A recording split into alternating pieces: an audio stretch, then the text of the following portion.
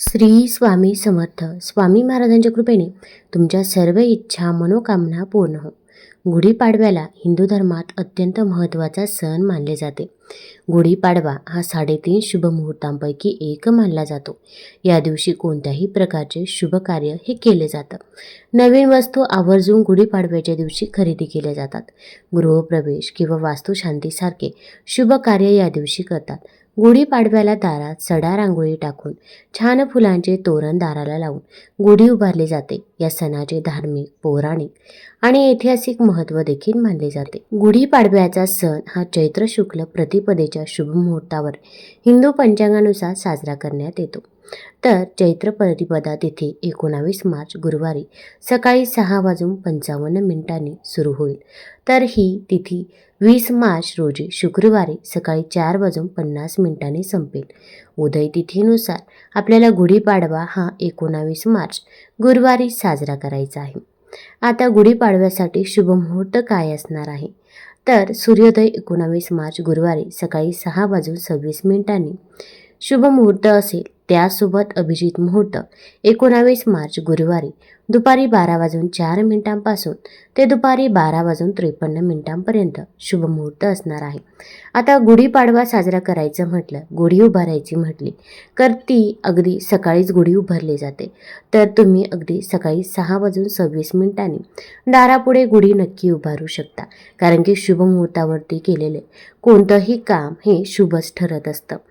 तर आता गुढीपाडव्याच्या दिवशी आपण नक्की गुढीला कोणत्या रंगाची साडी नेसावी, तसेच गुढी कशी उभारावी, गुढीची पूजा कशी करावी याचबद्दलची माहिती मी आज तुम्हाला या व्हिडिओमधून देणार आहे.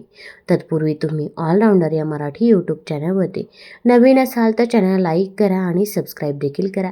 तसेच कमेंटमध्ये श्री स्वामी समर्थ किंवा जय श्रीराम लिहायला विसरू नका, जेणेकरून आपल्याला देखील स्वामी महाराजांचा आणि प्रभू श्रीरामांचा आशीर्वाद नक्कीच प्राप्त होईल. गुढीपाडव्याची पूजा आपण सकाळीच करायची आहे. गुढीपाडव्याच्या दिवशी सकाळी लवकर उठायचं आहे. अगदी तुम्ही ब्रह्ममुहूर्तावरती उठलं तरी पण चालेल. ब्रह्ममुहूर्तावरती आपण जी काही पूजा करतो, सेवा करतो, तर त्या सेवेचे आपल्याला अगणित फळ मिळत असते. कारण की या वेळेमध्ये वातावरणामध्ये देखील शांतता असते आणि आपण जी काही पूजा करतो त्या पूजेचे फळ देखील आपल्याला मिळते. गुढीपाडव्याच्या दिवशी आपल्याला दाराबाहेर रांगोळी देखील काढायची आहे. उंबरठ्याचं लेपन देखील करायचं आहे. त्यासोबत सर्वात महत्त्वाचं म्हणजे या दिवशी आंब्याच्या पानांचं तोरण लावायला विसरायचं नाही. तर 11 आंब्याची पानं घ्यायची आहे, 11 सफेद फुले घ्यायची आहे. प्रत्येक आंब्याच्या पानावरती आपल्याला कुंकवाने स्वस्तिक काढायचं आहे. स्वस्तिक हे शुभतेचं आणि मांगल्याचं प्रतीक समजलं जातं. जिथे स्वस्तिक काढलं जातं तिथे नेहमी शुभकामे ही होत असतात. एक आंब्याचं पान, एक सफेद फूल किंवा पिवळ्या रंगाचं फूल, अशा प्रकारे 11 आंब्याची पानं आणि 11 सफेद किंवा पिवळ्या रंगाची फुले तर त्या तोरणामध्ये टाकायचे आहे. आणि हे तोरण आपण या दिवशी मुख्य दरवाजावरती लावायचं आहे. असं तोरण जर या दिवशी मुख्य दरवाजावरती लावलं तर आपल्या घरामध्ये कोणतीही नकारात्मक ऊर्जा ही प्रवेश करत नाही आणि आपल्या घरामध्ये सकारात्मक ऊर्जेचा संचार होत असतो. आता गुढीपाडव्याची पूजा करताना सर्वप्रथम एक लाकडी काठी घ्यावी. काठीला पाण्याने स्वच्छ करावे. मग तिला हळदी कुंकू लावून साडी नेसावी. गुढीला साडी नेसवताना ती नवीन असावी किंवा तुम्ही ब्लाऊज पीस देखील लावू शकता. साडी नेसवल्यानंतर एक तांब्या गुढीवर ठेवावा. त्याला हळदी कुंकू लावावे. अगदी त्या तांब्यावरती स्वस्तिक काढलं तर अतिउत्तम.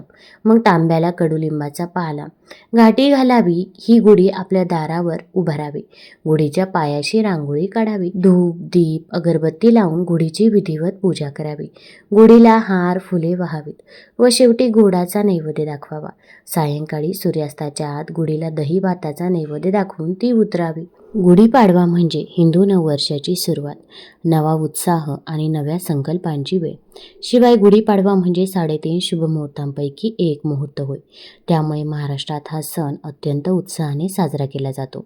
घराघरात गुढ्या उभारल्या जातात, सोन्या नाण्याची खरेदी केली जाते, नवनवीन वस्तू घरात आणल्या जातात आणि आनंद उत्सव साजरा होतो. परंतु या सणाची खासियत म्हणजे कडुलिंब आणि गूळ खाण्याची परंपरा. केवळ धार्मिक कारणांसाठी नव्हे तर शरीरासाठी आरोग्यदायी फायदे देणारी ही परंपरा शास्त्रीयदृष्ट्या देखील महत्त्वाची आहे. उन्हाळ्याच्या प्रारंभी शरीराला आवश्यक असलेली रोगप्रतिकारक शक्ती मिळवण्यासाठी कडुलिंब आणि गुळाचे सेवन लाभदायी मानले जाते. याचे फायदे देखील आहेत. कडुलिंबाची पाने ही नैसर्गिकरित्या डिटॉक्सिफाईंग करतात आणि अँटीबॅक्टेरियल आणि अँटीव्हायरल गुणधर्म असल्यामुळे शरीरातील हानिकारक घटक बाहेर काढण्यास मदत होते. गूळ हा नैसर्गिक स्वीटनर असल्याने शरीरातील घाण बाहेर काढण्याच्या प्रक्रियेला गती मिळते. यामुळे पचनक्रिया सुधारते आणि शरीर हलके वाटते. गुढीपाडव्याला कडुलिंब गूळ खाण्यामागे पारंपरिक कारणांसोबत काही वैद्यकीय कारणे आहेत. हे कडू गोड मिश्रण शरीरातील विषारी घटकांसाठी मात्र जीवघेणे ठरते. शिवाय आता उन्हाळा सुरू झाल्यामुळे या काळात उष्माघात होणे किंवा खूप गरमीमुळे आजारपण येणे या गोष्टी घडतात. त्यामुळे वाढत्या उष्णतेपासून शरीराचं संरक्षण करण्यासाठी कडुलिंबाचा पाला खाल्ला जातो. गुढीपाडवा चैत्र महिन्यात येतो, जो उन्हाळ्याची सुरुवात दर्शवतो. या काळात वाढत्या तापमानामुळे शरीरातील उष्णता वाढते आणि विविध त्वचाविषयक समस्या येऊ शकतात. कडुलिंबाच्या सेवनामुळे शरीर थंड राहते आणि उन्हामुळे होणाऱ्या फोड, चकत्या, मृमांपासून बचाव होतो. गूळ देखील शरीराला थंडावा देण्याचे काम करतो आणि उष्णतेशी लढण्याची ताकद देखील वाढवतो. आयुर्वेदानुसार कडुलिंब हे एक उत्तम प्रतिजैविक आहे. त्यातील नैसर्गिक घटक संक्रमणापासून बचाव करतात आणि शरीराची रोगप्रतिकारक शक्ती वाढवतात. गूळ हा लोह आणि अन्य खनिजांनी समृद्ध असल्यामुळे रक्तशुद्धीकरता उपयुक्त ठरतो. हे दोन्ही घटक एकत्र घेतल्याने शरीराला होणारा थकवा आणि अशक्तपणा देखील दूर होतो. त्याचसोबत आता कडुलिंबाचा हा प्रसाद का घेतला जातो, तर यामागे देखील एक कारण आहे. कारण की या दिवशी गुढी उभारली जाते आणि गुढी जेव्हा आपण उभारत असतो तर ते कडुलिंब आहे, तर त्यामध्ये सात्विक लहरी असतात.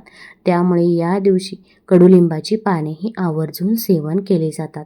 आता तुम्ही बघितलं असेल, गुढीवर तांब्याचा कलश उलटा घालतात. धर्मशास्त्र सांगते तांब्याचा कलश गुढीवर उलटा ठेवावा.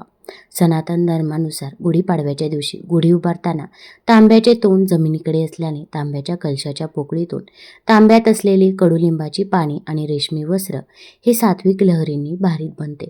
भूमीच्या आकर्षण शक्तीमुळे हा रूपांतरित सगुण ऊर्जा प्रवाह जमिनीच्या दिशेने संक्रमित होण्यास मदत करतो. तांब्याची दिशा सुलट ठेवली तर संपूर्णतः ऊर्ध्व दिशेने लहरी बाहेर निघतात आणि जमिनीलगतच्या काही स्तराचे शुद्धीकरण न झाल्याने वायुमंडलातील फक्त ठराविक अशा ऊर्ध्व पट्ट्याचे शुद्धीकरण होते. याउलट तांब्याच्या कलशाच्या तोंडाची दिशा भूमीकडे ठेवल्याने त्यातून निघणाऱ्या लहरींचा फायदा जमिनीच्या लगतच्या आणि मध्यम पट्ट्यातील वायुमंडलाला याचबरोबर ऊर्ध्व मंडलाला मिळण्यास सहाय्य होते. त्यामुळे कलश हा उलटा ठेवतात. याशिवाय कलश गुढीवर उभारण्याआधी त्यावर स्वस्तिक काढावा. स्वस्तिक हे शुभचिन्ह आहे. या चिन्हातून सकारात्मक ऊर्जा पसरते. यामुळे धार्मिक कार्यात स्वस्तिकला अनन्यसाधारण महत्त्व आहे. आता सर्वात महत्त्वाचं म्हणजे तर आपण गुढीला साडी नेसवत असतो, तर ही साडी कोणत्या रंगाची असावी असा प्रत्येकालाच प्रश्न पडत असतो. आपण जर शुभ रंगाची साडी गुढीला नेसवली तर त्याचे शुभ फळ हे आपल्याला मिळत असते. आणि असे काही 2 रंग आहेत, तर त्या 2 रंगाची साडी चुकूनही नेसायची नाही. अगदी आपण देखील नेसायची नाही आणि गुढीला देखील घालू नये असं म्हटलं जातं. गुढीसाठी साधारणपणे डगडगती आणि प्रसन्न रंगाची साडी निवडली जाते. गडद पिवळा किंवा केशरी रंग हे रंग मांगल्याचे आणि चैतन्याचे प्रतीक मानले जातात. तुम्ही गुढीला या रंगाची साडी नक्कीच नेसवू शकता. त्याचसोबत पिवळा रंग हा भगवान विष्णूंना अत्यंत प्रिय आहे आणि यामुळे आपला गुरुग्रह देखील बळकट होत असतो. तर तुम्ही पिवळ्या रंगाची किंवा केशरी रंगाची साडी गुढीला नक्कीच नेसवू शकता. त्यानंतरचा दुसरा रंग आहे लाल किंवा मरून. विजय आणि शक्तीचे प्रतीक म्हणून लाल रंगाची साडी वापरली जाते. तसेच माता लक्ष्मी, माता दुर्गेला देखील लाल रंग अत्यंत प्रिय आहे. त्यामुळे लाल रंगाची साडी गुढीला वापरली तरी पण चालेल. तसेच हिरवा रंग निसर्ग आणि समृद्धीचे प्रतीक म्हणून अनेक घरांमध्ये हिरव्या रंगाची साडी, विशेषतः काठपदराची साडी ही नेसवली जाते. आता साडीचा प्रकार कसा असावा? शक्यतो जरीचा काठ असलेली रेशमी साडी किंवा खण वापरावा. यामुळे गुढीला एक पारंपरिक आणि भव्य रूप येते. गुढी अधिक सुंदरच दिसते. आता गुढीला आपण जी काही साडी नेसवणार आहोत तर ती साडी शक्यतो तरी नवीन असावी. आपण जुनी साडी चुकूनही वापरायची नाही किंवा तुम्हाला कोणत्याही इतर व्यक्तीने जी साडी दिलेली असेल तर ती साडी देखील आपण वापरू नये. स्वतःच्या स्वखर्चातील साडी असावी. तर अशी साडी आपण गुढीला नेसवायची आहे. आता तर गुढीसाठी नवीन वस्त्र देखील मिळतात, तर ते नवीन वस्त्र देखील तुम्ही नक्कीच घेऊ शकता. तसेच आपण देखील या दिवशी अगदी मासिक धर्मामध्ये एखादी साडी तुम्ही वापरलेली असेल किंवा सुतक असेल किंवा कुठे वर्षश्राद्धाचा कार्यक्रम असेल, अशा ठिकाणी एखादी साडी तुम्ही वापरलेली असेल, ती साडी भलेही तुम्ही स्वच्छ धुतलेली असेल, पण ती साडी तुम्ही या दिवशी चुकूनही परिधान करायची नाही. तुम्ही इतर साड्या परिधान करू शकता, पण ती साडी आपण पूर्णपणे टाळायची आहे. याची तुम्हाला काळजी घ्यायची आहे. तसेच या दिवशी आपण काळ्या रंगाची साडी चुकूनही परिधान करू नये, कारण की काळा रंग हा शुभ मानला जात नाही. जेव्हा पण एखादं शुभ कार्य असतं, तेव्हा आपण काळा रंग वर्ज्य करत असतो. त्याचप्रमाणे या दिवशी देखील आपण काळ्या रंगाची साडी चुकूनही परिधान करू नये. अगदी गुढीला देखील आपण काळ्या रंगाची साडी नेसवायची नाही. अगदी एखादी साडी असेल आणि त्याच्यावरती काळ्या रंगाची मोठी बॉर्डर असेल, तर ती साडी देखील आपण गुढीला नेसू नये किंवा आपण देखील परिधान करायची नाही. त्यानंतर जे दुसरा रंग आहे तर तो म्हणजे सफेद रंग. तर सफेद रंगाची साडी देखील आपल्याला गुढीला नेसवायची नाही. याची आपल्याला काळजी घ्यायची आहे. कारण की जेव्हा एखादं शुभ कार्य असतं, तर तेव्हा आपण नेहमी शुभ गोष्टी केल्या तर आपल्याला त्याचा परिणाम देखील शुभच बघायला मिळत असतो. तसेच आता गुढीपाडव्याचा सण म्हटला की आपण साजशृंगार देखील करत असतो. तर या गुढीपाडव्याच्या दिवशी आपण इतर कुणाचेही जे काही दागिने आहे, मग मंगळसूत्र असेल किंवा इतरही काही वस्तू असतील, साडी असेल किंवा इतर ज्वेलरी असेल, तर ती चुकूनही परिधान करायची नाही किंवा आपली देखील ज्वेलरी आहे तर ती देखील आपण कुणाला द्यायची नाही. आपण एखाद्या व्यक्तीला द्यायचीच असेल तर तुम्ही नवीन घेऊन देऊ शकता, पण आपली स्वतःची वापरलेली ज्वेलरी किंवा इतर काही साडी असेल तर ती कुणालाही देऊ नये. याची आपल्याला काळजी घ्यायची आहे. या दिवशी घरामध्ये भांडण, तंटे, वादविवाद हे होऊ द्यायचे नाही. तसेच आपल्यासोबत असे काही व्यक्ती असतात की ते नेहमी दुष्कृत्य करत असतात किंवा इतरांबद्दल नेहमी वाईट बोलत असतात, पण ते व्यक्ती आपल्यासोबत चांगले बोलतात, चांगले राहतात, म्हणून आपण त्या व्यक्तींच्या संगतीत राहत असतो. तर अशा व्यक्तींच्या इथे या दिवशी आपण जेवण चुकूनही करायचं नाही. आपण जर केलं तर आपण देखील पापाचे भागीदार होऊ. त्यामुळे या दिवशी घरामध्ये देखील सात्विकता ठेवायची आहे, सकारात्मकता ठेवायची आहे. भांडण, तंटे, वादविवाद होऊ द्यायचे नाही. त्याचसोबत तुम्हाला जेवढी सेवा करता येईल तेवढी सेवा या दिवशी तुम्ही आवर्जून करायची आहे. तुम्हाला जर हा व्हिडिओ आवडला असेल तर चॅनल लाईक करा, सबस्क्राईब करा आणि आपल्या मित्रपरिवारासोबत जरूर शेअर करा. धन्यवाद.